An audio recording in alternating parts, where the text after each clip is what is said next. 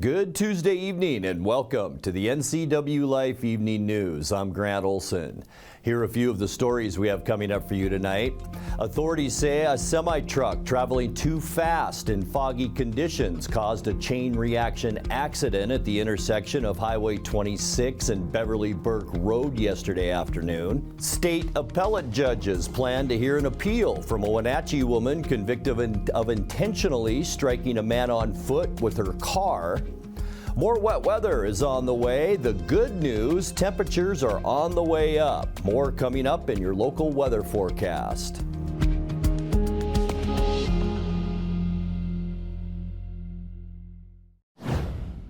Are the parents of Columbia Elementary School going to do everything they can to save the school? Well, after last night's PTO meeting, they say they are. The teachers, staff, and parents are feeling left in the dark after the Wenatchee School District announced the school's closure beginning in the 2024-25 school year. When PTO member Yvonne Rodriguez asked the crowd in a packed Columbia cafeteria if they were willing to protest to save the school, the attendees cheered to signal their willingness. The thing is, too, is like, say it doesn't go as planned tomorrow, nothing happens. Obviously, you mentioned it. Are you guys willing to protest? Absolutely. Are you guys willing to march? Are you guys willing to do a walkout with us?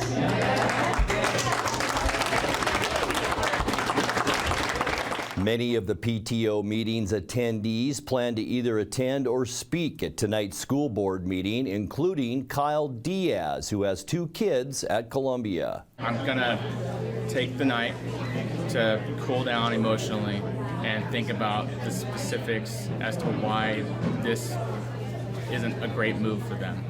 Right now, I think that we're all very emotional and very mad. And I think that my biggest advice for any other parent that's in our position, come down to the bullet points. Be very specific, because they are not going to want to listen to somebody who's going to cry. Tonight's board meeting will be held at the Wenatchee School District office on Sunset Avenue at 6 p.m. A dramatic school bus crash in southern Grant County injured 1 driver and 13 students yesterday afternoon. The WIAA School District bus was southbound about 7 miles southeast of Mattawa when it was struck from the side by a Dodge Dakota pickup which failed to halt for a stop sign. The Grant County Sheriff's Office says 13 of the 17 students on board were transported to Cadlick Medical Center in Richland for non-life-threatening injuries. The bus driver was uninjured, but the pickup driver, 48-year-old Jose Ramirez of Mattawa, was treated for serious injuries. Authorities say extreme fog and low visibility may have contributed to that crash. Authorities say a semi-truck traveling too fast in foggy conditions caused a chain reaction accident at the intersection of Highway 26 and Beverly Burke Road yesterday afternoon. The Washington State Patrol says 2 semis were stopped in the eastbound lane of the highway following a collision when a third eastbound semi swerved into the westbound lane in an attempt to avoid the stopped trucks. That semi struck the back of one parked semi and caused it to collide with the other. A 4th vehicle, a westbound Chevy Silverado pickup, swerved into the ditch to avoid the accident. 2 drivers of the semis and a passenger were injured but did not require hospitalization. Highway 26 was fully blocked for 3 hours. Schools in Waterville were called off this morning after slick and icy conditions developed throughout Douglas County. School administrators said black ice made it unsafe to operate buses and transportation to get students to their classes. Douglas County officials said slick roads were general across the Waterville Plateau and the Mansfield area. Waterville schools at first delayed their start, but ultimately decided to cancel. Classes are expected to go on as usual on Wednesday. When we come back, we will introduce you to the 2024 Missed East Cascades.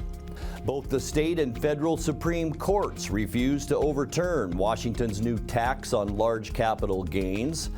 And a 12th District state legislator wants Washington to help pay for rescues in rugged central Washington terrain.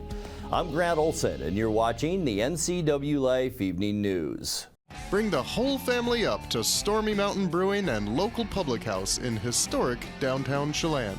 Applewood smoked brisket, street-style tacos, and our award-winning barbecue rubs and sauces. Our meals pair perfectly with our exciting lineup of craft ales, made right here in Chelan. We've got room for big groups, or give us a call for catering. So grab the kids and check out the fun at Stormy Mountain Brewing and local public house located in the heart of Chelan.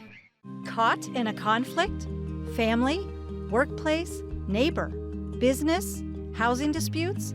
Wenatchee Valley Dispute Resolution Center provides mediation services, a cost-effective and efficient way to provide a written resolution to disputes and issues. Plus, we offer mediation training and community education on conflict resolution and communication skills. Contact us to learn more. Amber Pike was just a girl from Alaska before moving to Snohomish, Washington.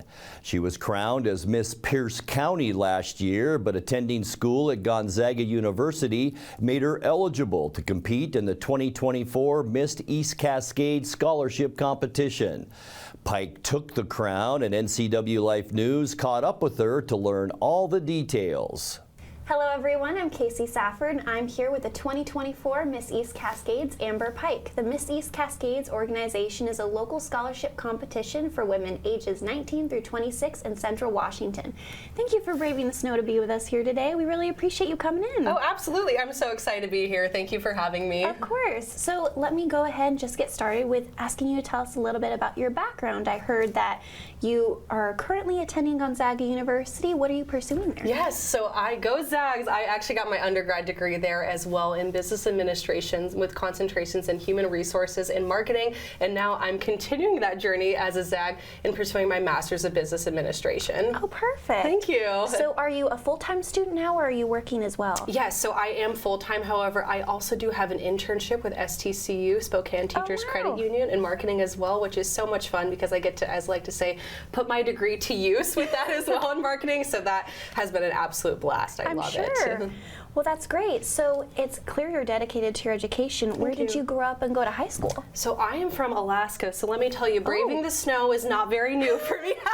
This is my kind of weather. I was born and raised in Alaska. I lived there for 18 years. I went to Chugiak High School. If you know where Anchorage, that area is one of the bigger cities. That's where I was from. Absolutely loved it. But I knew I wanted to go to college outside of Alaska. It was such a beautiful state to grow up, and the people there are so incredible. And I knew when I was looking for a university, I wanted to have that very similar community feel, and that is what I found at Gonzaga, was that true knit community. And Spokane is very much a big and a small city all at the same time, and it's so perfect for me. That's great. Thank you. So I heard that you were Miss Pierce County before going for the Miss East Cascades title. What was that like, and when did you go for that? It was an incredible experience. So I got to serve as well as Miss Pierce County last year, and it was our former Miss Washington, Regan Gallo, who inspired me to compete for there. I had no idea I was even eligible for Miss Pierce County. That's the beauty about my residency as well. I go to school in Spokane, making me eligible for Miss East Cascades, which I'm very excited to serve as this year, but also where I live, I'm on the west side in Snohomish as well. So because of that residency, I was able to compete, and that truly was such a life-changing opportunity. Serving as Miss Pierce County, I got to further my growth with the Asthma and Allergy Foundation of America, who I continue to partner with as Miss East Cascades currently, as well as I got first runner-up at Miss Washington with that title. So that truly was such a life-changing opportunity, and I'm very excited to continue to grow within the Miss Washington organization as Miss East Cascades this year. Yes, I was going to ask you next about that asthma organization and why you chose to partner and support that charity. So I was diagnosed with asthma as a peanut, I like to say, at age 4, and I thought I would outgrow my asthma like my dad did. I got my asthma genetically, and I unfortunately did not, which is totally okay. And I knew going into adulthood, I wanted to make my mess of asthma truly into a message. And partnering with the Asthma and Allergy Foundation of America, I've been able to grow my community service truly on a whole nother level and reach so many more people than I truly could ever imagine. That's so wonderful. Thank you. So let me go ahead and ask about the Miss East Cascades competition itself. What was the most challenging part of that going into it, and what did that process entail as far as interviews, speeches, and things that you had to deliver? It's such a fun and very chaotic week all at the same time.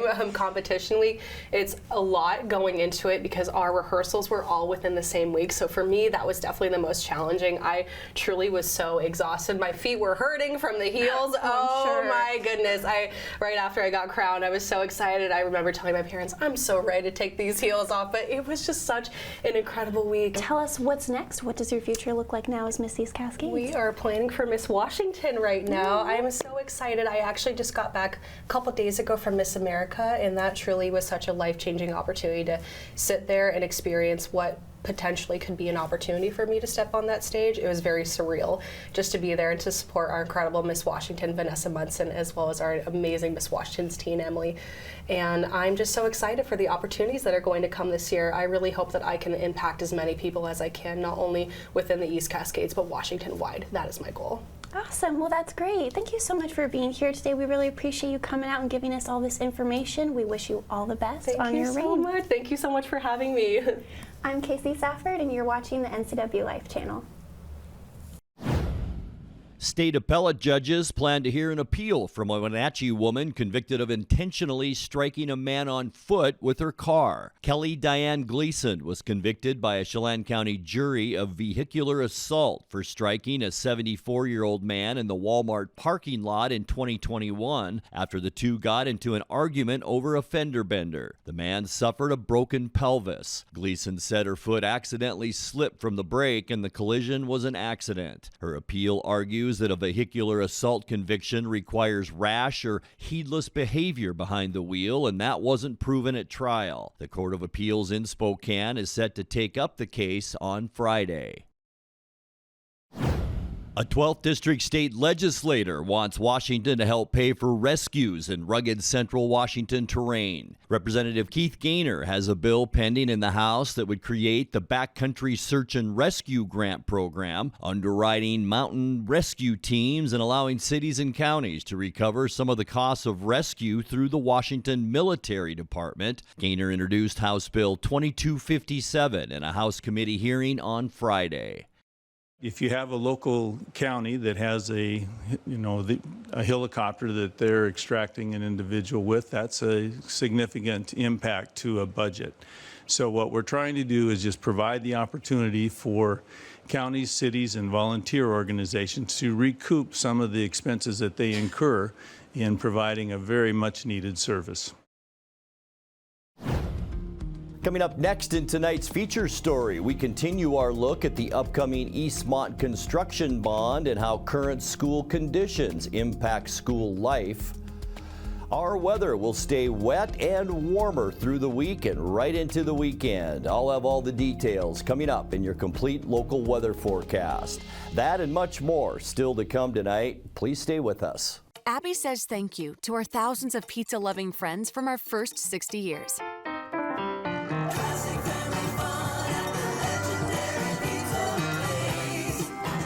From our family to yours, thank you.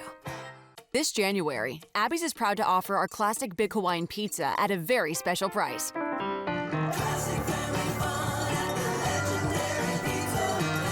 Order now at abbys.com or join us in our parlor for a legendary pizza tradition. Around here, Jack Frost nips more than just your nose. That's why people here drive Honda. Dependable all-wheel drive with traction control, with heated steering wheel and seats to keep Jack Frost off your seat, which will make it very happy. And since it's no fun to fill up in this weather, isn't it cool that Honda is known for legendary fuel efficiency? Great deals are here now, and so is Mr. Frost. So see your Inland Northwest Honda dealer today. Honda can handle it. Welcome back to the NCWLIFE Evening News. Yesterday, we told you about how the Eastmont School District shaped their 2024 school construction bond around community input. 4 elementary schools are named in the bond, each having issues with heating and cooling systems, security, and accessibility. The bond would completely modernize Cascade, Lee, and Kenroy schools and make improvements to Rock Island Elementary. Specifically, the bond would address issues like the exterior doors at Kenroy and Cascade, construct a single point of entry at Rock Island, and replace HVAC systems. In tonight's feature story, NCWLIFE's Jordan Gonzalez spoke with teachers at Cascade and Rock Island to hear about the impact the building conditions have on school life. On January 16th, it was too cold for Eastmont students to go outside for recess. For kids at Cascade Elementary School, they'd need to go outside anyway if they're going to the library or cafeteria. The school was built in a series of buildings, and every classroom has an exterior door that leads to the outside. Last Tuesday, when NCWLIFE was granted access to the 4 elementary schools named in the 2024 Eastmont School Construction Bond, students around the district were not escaping the cold once they were back inside. My classroom is currently at 58 degrees, which is too cold for students. And so when we're getting lined up to go to specialists and everything, you think of that exterior door that has to be opened up to the 4-degree weather outside. And that's just making it even colder. The kids are cold in class right now, and so we're bundled up and wearing our coats all day, but it'd be nice to be in a building where when it does get cold, the system can keep up and keep our kids warm. And then the same thing happens in the spring. It gets very hot in our classrooms, and again, that causes a challenge for learning and teaching. Classroom doors remain locked at all times. When students are coming and going throughout the day, it becomes a disruption to the class with a lot of up and down happening to let them back in. There are several doors in each class, and the teachers described their uneasy feeling knowing there are so many entrances to the classrooms. If someone were to get in one door, they have access to the entire pod. So when we do drills and things, we've had staff meeting after staff meeting trying to problem solve to keep kids safe. If it were real, what would we do? But all of the doors, if one is unlocked, then they gain access to the entire pod, which is unnerving. Additional challenges to the outdoor hallways include the uneven walkway, which poses extra challenges for students with physical disabilities. 2 years ago, I had 2 kids in wheelchairs, and when you think about just going to PE or to library or to lunch, they would go out, and it was really challenging to get the wheelchairs over any of it on a regular day, but then when it snowed, it would delay all of the time, at least 5 minutes for every single transition throughout the day. So that's a huge challenge for kiddos that have wheelchairs or crutches or anything, whether it's temporary or permanent.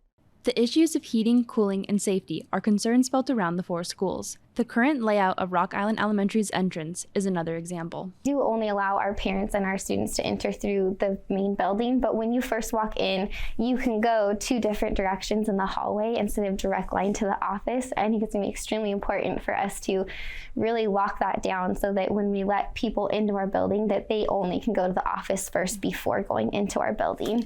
Because right now, it's just a huge safety concern. You don't want to expect the unexpected, but you do. You want to prepare for anything, and right now you can't. There's just they can come get buzzed in and then they can go any direction. So for me, that's a huge safety concern as a teacher and as a parent with kids in the school. Before safety measures required outside leading doors to remain shut during the school day, teachers at Rock Island would leave them open to get better air circulation. That was also sometimes how they would handle the odor of their drainage system. You can definitely smell that when you're going down the hall sometimes.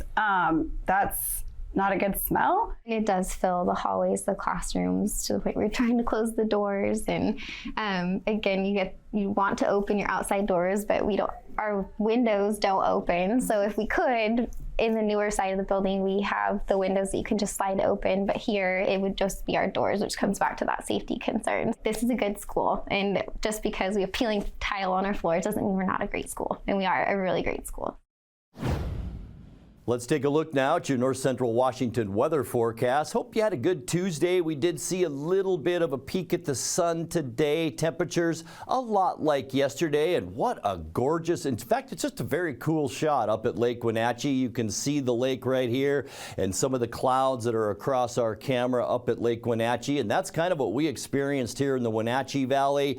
A lot of clouds with a cloud inversion here in the valley, and if you go up to the Waterville area at some higher elevations, conditions. Sunshine in a lot of areas today, so hopefully those roads melted off in the Waterville area today. But we have more rain in our forecast, and it's going to continue through this week and into this weekend. We can expect periods of valley rain, fog. We've been seeing that, and I'll tell you what, the fog has been really dense over in the Columbia Basin, Moses Lake, Ephrata, Quincy area, and up into Waterville. Some fog there. We might even see some light mountain snow tomorrow, and we could even see some rain mixed with snow tomorrow before 3 different storm systems make their way into our area, and that's going to keep us wet right into the through the upcoming weekend. But the good news, high temperatures, we're talking mainly upper 30s and lower 40s, maybe even warmer as we get into the first part of next week. We'll have more on that coming up in your forecast. Today's high temperature, 36 degrees. That's pretty much where we should be for this time of year. 35 is normal, 56 our record high, and that was set back in 2011. 32 this morning, our overnight low. That's 7 degrees above 25, which we should see for this time of year. Our record cold temperature, 7 below zero, and that was in 1969. Our precip totals have kind of been all over the place. We'll probably update this tomorrow. 3/100ths of an inch. That's in the past 24 hours. That gets us to just under 7/10ths of an inch of rain since the January 1st. So we're pretty good shape, under 1/10 of an inch behind where we should be. Sunrise 7:37, and the sun set this afternoon at 4:48. All right, let's get you into those temperatures for your Wednesday, and we will see a lot like today. But remember, a very wet day is on tap for our Wednesday. Pretty much all of us in the mid-30s. Moses Lake, Ephrata, and Quincy, Wenatchee, we will see 35 tomorrow, as will Eniat, and then a little bit warmer up Highway 97. Omak, the warm spot at 37. The cool spot tomorrow, Lake Wenatchee, with a high temperature of 32. All right, tonight we can expect 3 storms to come into our area. This is the one that will affect our weather tomorrow, bringing us almost a 100% chance of rain, and then a couple more areas of low pressure. And yeah, they're packing a lot of moisture. They will move in towards the end of the week and into our upcoming weekend. So expect our wet weather pattern to continue at least for the next 4 or 5 days. Tonight, cloudy skies, dense fog is possible once again tonight. Lots of clouds around Washington State, and this is where we'll see most of the foggy conditions. Very bad on I-90 from Moses Lake into Ritzville, also to Spokane. And then for Wednesday, here comes that first storm. A 100% chance of rain. This is in your morning commute. Maybe some scattered showers by the afternoon tomorrow with high temperatures in the mid-30s. Might even see some flakes mixed in with that rain tomorrow. On Thursday, mostly cloudy skies. Here's the first storm moving away from us. Storm number 2 approaching, but this will still have some leftover shower activity. So about a 60% chance of rain on Thursday with highs in the mid to upper 30s. And then that next storm system with a very strong southwesterly flow will bring us just some scattered showers on Friday. This fetch of moisture not quite reaching us yet on Friday. We'll see high temperatures at the end of the week into the upper 30s. So you can see we're warming up, and then that flow will reach us on Saturday. An 80% chance that we'll see rain showers to kick off our weekend. There's the good news in all of this. High temperatures near about 40 degrees. And boy, look at all the green and yellow now in the western U.S. For Sunday, there's the next storm that's ready to move in on us. A 70% chance of morning rain, cloudy skies in the afternoon. High temperatures to end our weekend. Once again, not bad with highs around 40. And boy, we can pretty much kiss this snow goodbye by the end of the weekend. On Monday, an even bigger storm with lots of wind on the coast will move in. We'll see about a 60% chance of rain. This is heavy precip from western Washington into British Columbia. It will be mild on Monday. High temperatures in those lower 40s. So get ready for a warm up, but it is going to stay wet right through our 7-day forecast. And you can see our temperatures kind of hovering in the mid-30s today through Thursday. Wet for both Wednesday and Thursday. Maybe a little bit of a break on Friday and 38. And this is where we really begin to warm up. Saturday, Sunday, and into Monday, a good chance for rain all 3 days with high temperatures generally around 40 degrees. And that's a look at your North Central Washington weather forecast. Coming up next, tonight's sports report with Dan Kuntz and more as the NCWLIFE Evening News continues right after this. Let Mary Maid's custom cleaning experts help you clean up your to-do list. Between work, kids, and pets, it's hard to find time to keep up. Let Mary Maids of Wenatchee help. Mary Maid's cleaning experts can help keep your home or business fresh, neat, and exactly how you'd clean it, if only you had the time.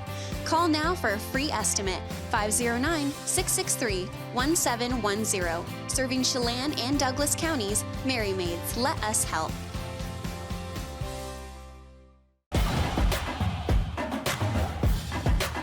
Let's get right to it. The Les Schwab Prep basketball scoreboard from last night, ladies first.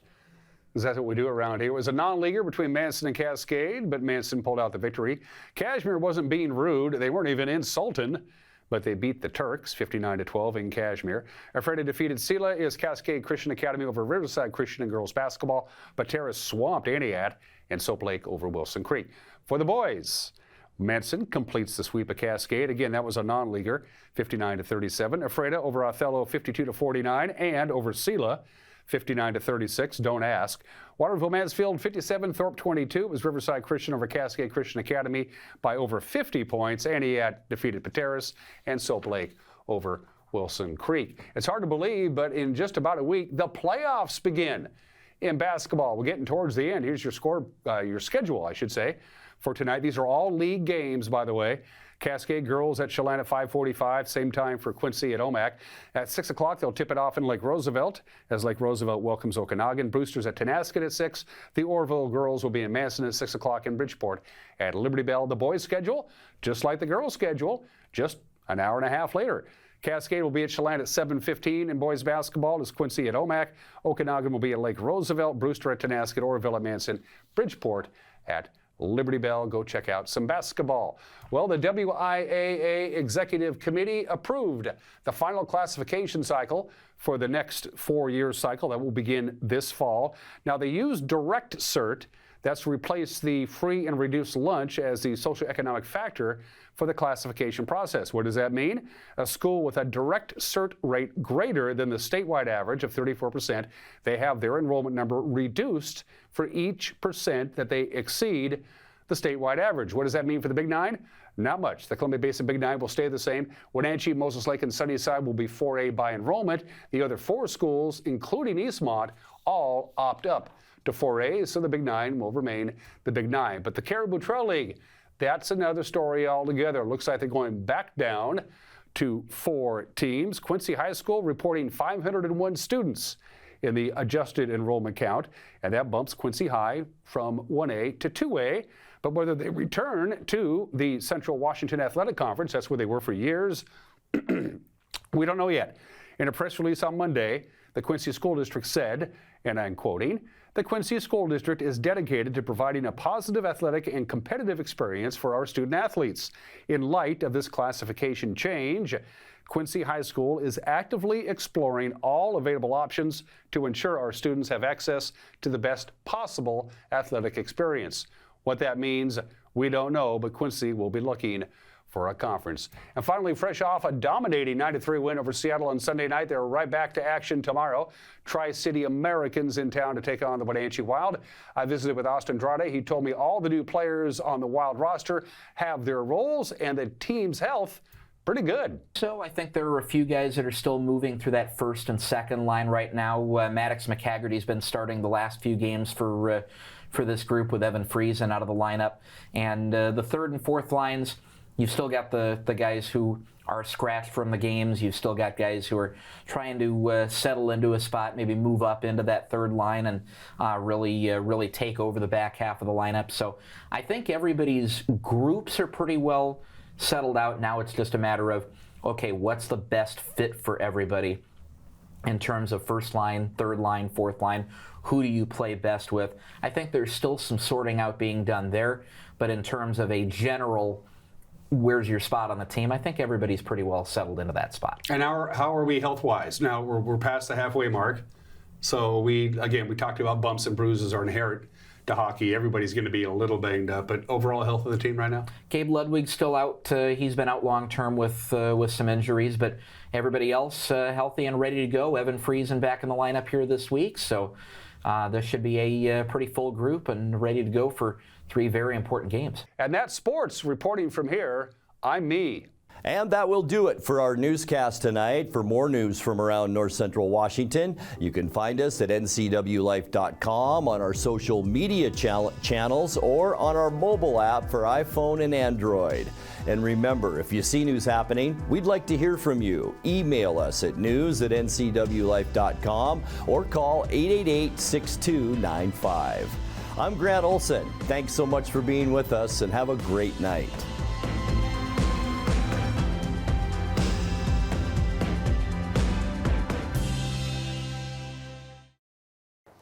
Hi, my name is Dr. Haley Barkowiak, and you're watching the NCWLIFE channel.